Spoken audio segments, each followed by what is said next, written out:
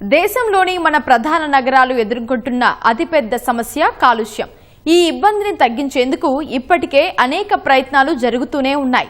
ఈ విషయంలో ఓ అడుగు ముందే ఉంది తెలంగాణ ప్రభుత్వం. కర్బన ఉద్గారాలను కట్టడి చేసేలా విధానాల్లో మార్పులు తీసుకొస్తోంది. ఇందులో భాగంగానే ఇప్పుడు కొత్త ఈవీ పాలసీ అమలు చేస్తోంది. విద్యుత్ వాహనాలను ప్రోత్సహించే విధంగా పలు రాయితీలు, మినహాయింపులు ప్రకటించింది. వీటికి కొనసాగింపుగా మరికొన్ని నిర్ణయాలు తీసుకుంటోంది. ఇప్పటికే హైదరాబాద్లో ఎలక్ట్రిక్ బస్సుల సంఖ్య పెరుగుతోంది. ఇదే వేగంతో వ్యక్తిగత వాహనాలను ఈవీల వైపు మళ్లించేందుకు ప్రయత్నాలు ముమ్మరంగా జరుగుతున్నాయి. ప్రభుత్వ ఉద్యోగులు విద్యుత్ వాహనాలు తీసుకుంటే రాయితీలు ఇస్తామని ఇటీవలే ప్రకటించింది సర్కార్. కోర్ అర్బన్ రీజియన్ ఎకానమీ క్యూర్లో భాగంగా క్లీన్ ఎనర్జీ లక్ష్యాన్ని నిర్దేశించుకున్న ప్రభుత్వం అందుకు తగ్గట్టుగానే ముందుకు సాగుతోంది.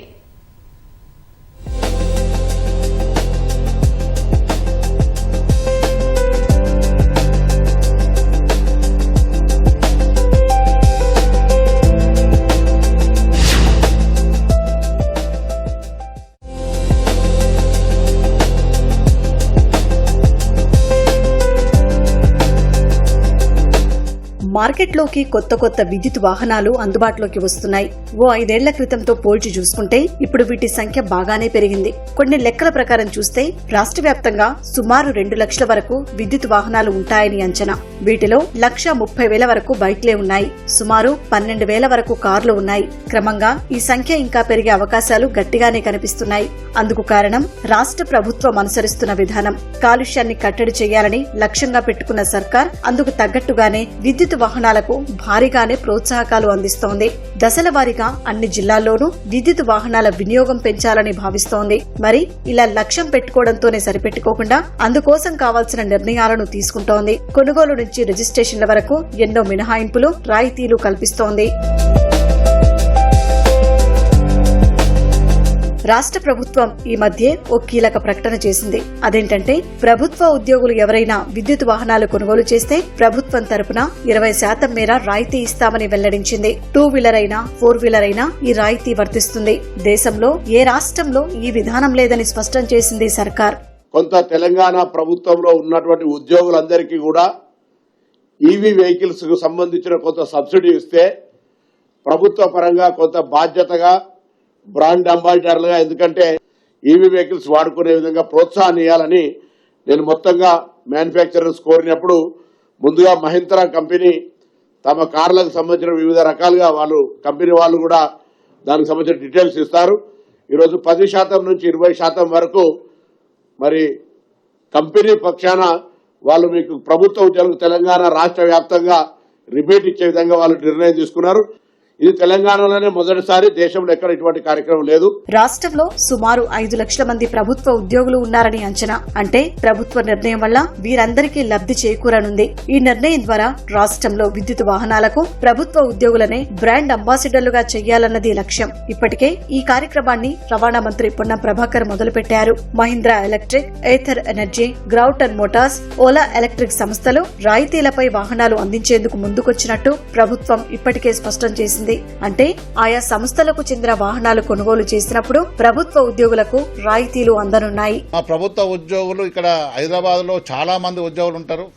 ఎలక్ట్రానిక్ వెహికల్స్ వాడడం వల్ల కాలుష్య రహితంగా ఉంటుంది కాబట్టి దీన్ని ప్రోత్సాహకరంగా ఉండాలని చెప్పి ఆ ఈవీ వెహికల్స్ కంపెనీలను అడగగానే వారు కూడా 10 to 20% రాయితీని ఇవ్వడానికి ఒప్పుకోవడం వల్ల మొన్ననే 2 రోజుల క్రితమే దాన్ని లాంచ్ చేయడం జరిగింది. చాలా మంచి పరిణామం. స్టేషన్లు కూడా ఎక్కువగా పెట్టాలని ప్రభుత్వం కూడా కోరుతుంది. మరి దాదాపు ఇప్పటివరకు 1000 కోట్ల రూపాయలు మరి ఏదైతే ఆర్టీఏకి ట్రాన్స్పోర్ట్ వాళ్ళ ఛార్జీలు ఉంటాయో, రిజిస్ట్రేషన్ ఛార్జీలు కూడా రాష్ట్ర ప్రభుత్వం వదిలిపెట్టుకుంది. ఎందుకంటే తెలంగాణ రాష్ట్రం, హైదరాబాద్ సురక్షితంగా ఉండాలని చెప్పి ఆలోచనతో. కాబట్టి మరి ఆ ఛార్జింగ్ స్టేషన్లకు వచ్చినప్పుడు కూడా మరి రాష్ట్ర ప్రభుత్వం ప్రోత్సహించి ఎక్కడెక్కడ ఛార్జింగ్ పాయింట్లు అవసరం ఉన్నాయో అక్కడక్కడ ఛార్జింగ్ పాయింట్లు కూడా పెడుతున్నారు. ఏప్రిల్ 1 నుంచి ఏవైతే కొత్త వెహికల్స్ వస్తున్నాయో ప్రభుత్వ పరంగా అవన్నీ కూడా ఎలక్ట్రిక్ వెహికల్సే పెడతామని చెప్పడం జరిగింది. నిజానికి ఈవీలను ప్రోత్సహించే విషయంలో ప్రభుత్వం తీసుకున్న ఈ నిర్ణయం మొదటిదేమీ కాదు. 2 ఏళ్ల క్రితమే ఇందుకు సంబంధించిన కార్యాచరణ సిద్ధం చేసుకుంది. 2024 నవంబర్లోనే ఓ కీలక ప్రకటన చేసింది. విద్యుత్ వాహనాలు కొనుగోలు చేసిన వారికి రోడ్ ట్యాక్స్, వాహన రిజిస్ట్రేషన్ రుసుముల్ని 100% మినహాయిస్తూ నిర్ణయం తీసుకుంది. వెంటనే ఆ విధానం అమల్లోకి తీసుకొచ్చింది కూడా. విద్యుత్ వాహనాల విక్రయాలు పెంచాలన్న లక్ష్యంతో తీసుకొచ్చిన పాలసీ ఇది. 2026 డిసెంబర్ 31 వరకు రాష్ట్ర పరిధిలో విద్యుత్ వాహనాలు ఎన్ని రిజిస్ట్రేషన్ అయితే అన్నింటికీ ఈ మినహాయింపులు వర్తించనున్నాయి. అవసరమైతే ఈ గడువు పొడిగించాలని ప్రభుత్వం ఆలోచిస్తోంది. నిజానికి ఇలా పన్ను మినహాయింపులు ఇవ్వడం వల్ల ఏటా గణనీయంగానే ఆదాయం తగ్గుతుంది.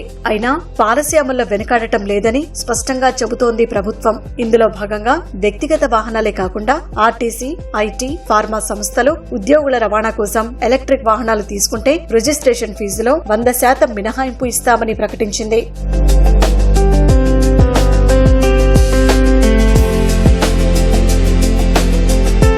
బైక్లు, కార్లతో పాటు టాక్సీలు, టూరిస్ట్ క్యాబ్లు, బస్సులకు రోడ్ ట్యాక్స్ తో పాటు రిజిస్ట్రేషన్ ఫీజులో 100% మినహాయింపు వర్తిస్తుంది.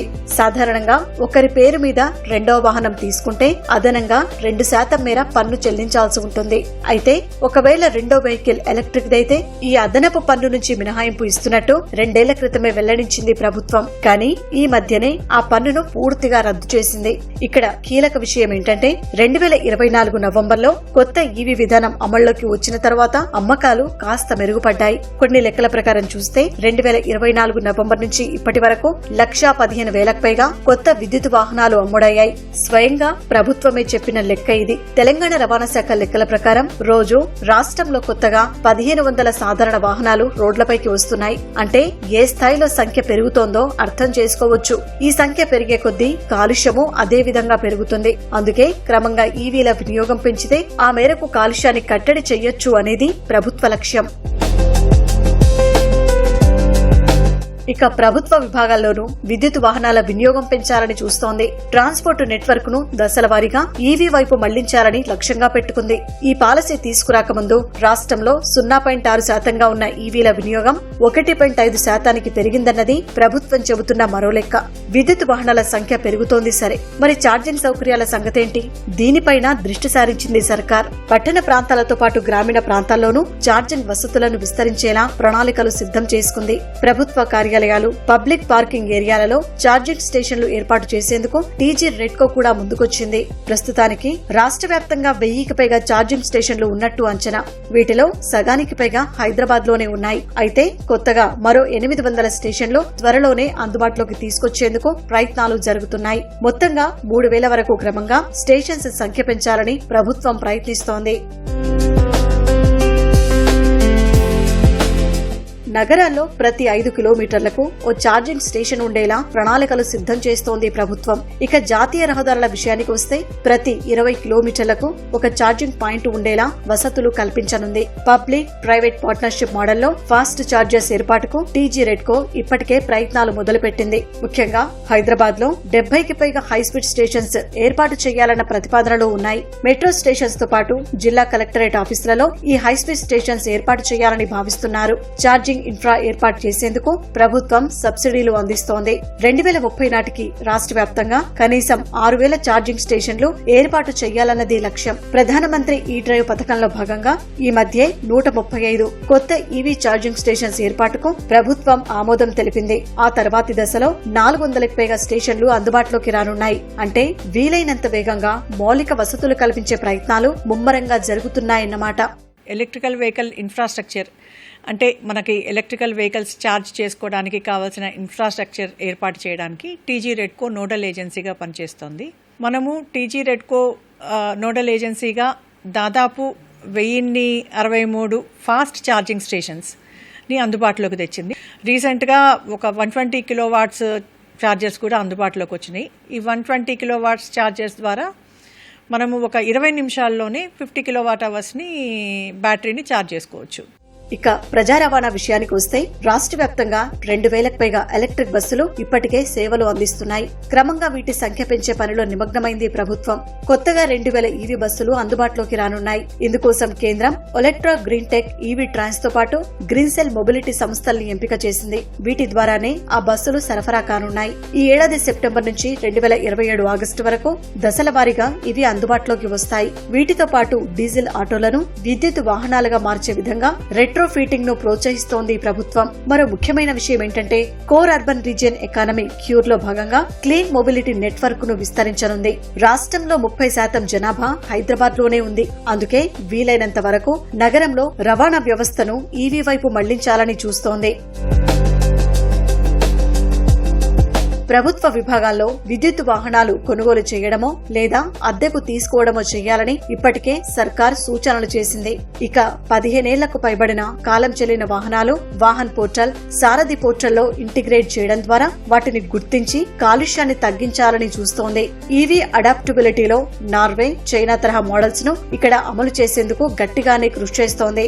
ఇదంతా అనుకున్నట్టుగా జరిగితే త్వరలోనే రాష్ట్రంలో ఈవీల జోరు పెరగడం ఖాయం.